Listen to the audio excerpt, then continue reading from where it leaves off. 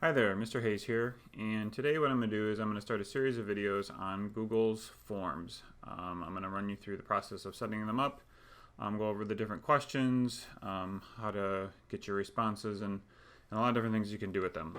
So I'm going to take these in small chunks. The first video here today, I'm going to just kind of go over the basics, get you introduced to where they are, and some of the settings and things like that. So there are several ways to get to Google Forms, just like pretty much anything in Google. One of the ways that you can do it is by coming into your Google Drive and going up to the New button. So if I click on New and down to More, I can go to Google Forms. And now this pull down arrow will let you create a blank one or from a template. I like to do it this way most times just because if I'm already in Google Drive, wherever I choose to open that file, it will then save it right in that folder so I can create that folder ahead of time. Another way would be to come up to your app launcher and open the Google Form app. And once you're in here, it's basically like a drive view of just your forms. So you can create a blank one.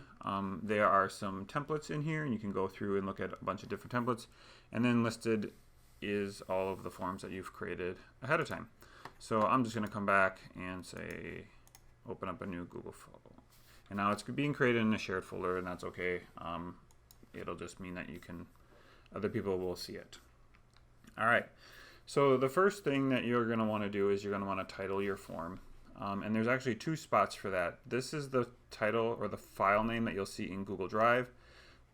This is the title or the form name that your users are going to see. So I like to fill this one out form. So we're going to call this a test form.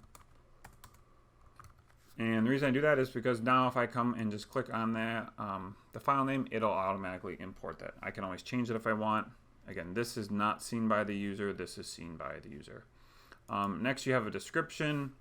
This is where you would write what is the form for. You can give some basic directions in it.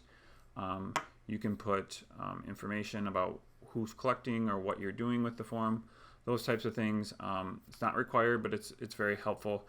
It will also be seen by the people you're collecting information from. Next, we're going to go over to the settings. Up in the cogwheel, so we have some different buttons. We'll cover the cogwheel first. So the settings, start with general. Collecting email addresses. Now there's a couple different options on how you collect email addresses. So first, if you I'm going to uncheck this box. If you say collect email addresses, what that's going to do is it's automatically going to put a question in about their email. It's going to be required and they're going to have to do it. Now, if you restrict that to just Brown Deer School District users, that means only people in the Brown Deer School District with the BDSD, the browndeerschools.com email will be able to fill this out, but they won't even have to type it in. It will just collect it automatically. Whereas if you uncheck this box, you're still asking them to collect it, but it will be typed in. They'll have to type it in, so there's room for error in there. If you're doing this with students in your class and you want to make sure you know who's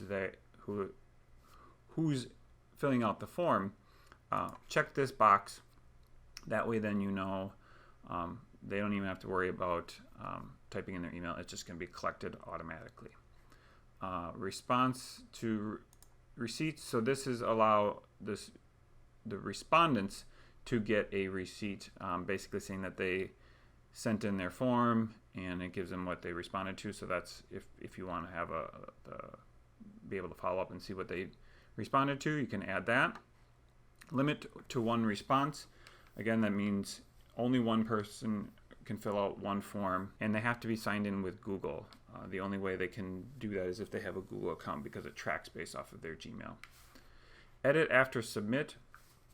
So this allows a user to immediately go back in and change any of their answers, and by that I mean if they click the submit button and they see thank you for submitting page, there will be a link to go back in if they need to change something, if they forgot something right away or accidentally hit the submit button too early. However, if they close that submit page, when they come back to the form, it will not allow them to go back in and edit. So it's just an immediate submit. And then see summary, charts, and text responses. This will actually put your responses in a web page that will be linked right after you submit the form. And you have to be careful about this one, because if you're collecting any kind of personal information, students' names or email addresses or any of that kind of stuff, that is part of the responses. So I use that one sparingly depending on how I want to send back my information, but just know that all the information that's collected in the form will be available to anybody then that takes the form. In the presentation tab, progress bar, so if you're having a form with multiple sections, it'll give you a progress, so you'll be 10%, 20%, 50% done, that type of thing. Shuffling the question order, usually you don't want to do this unless you're doing like some kind of a test or quiz where maybe you want it to be random and they're all taking it at the same time. Otherwise, forms are usually set off in a specific order, so make sure that you to make sure that they answer them in the way that you want them. So I would probably not recommend that one very often. This is automatically check show a link to submit another response. So if you have a form that students fill out multiple times, you may want to do this so they don't have to close the window and go back to the link of the form. They can just continue to take it again, or parents for that matter, because we might be using a lot of these for parents. Confirmation message, this is just a standard message, but you can put in your own type of message about what you want it to say when they end the form. Thank you for taking the form. You can also put a link in here if you want them to go somewhere else afterwards, but so you have that ability. Just once you're done, just make sure you hit save. We'll cover quizzes in another video. So that's basically the settings, and we'll move on to questions in the next video.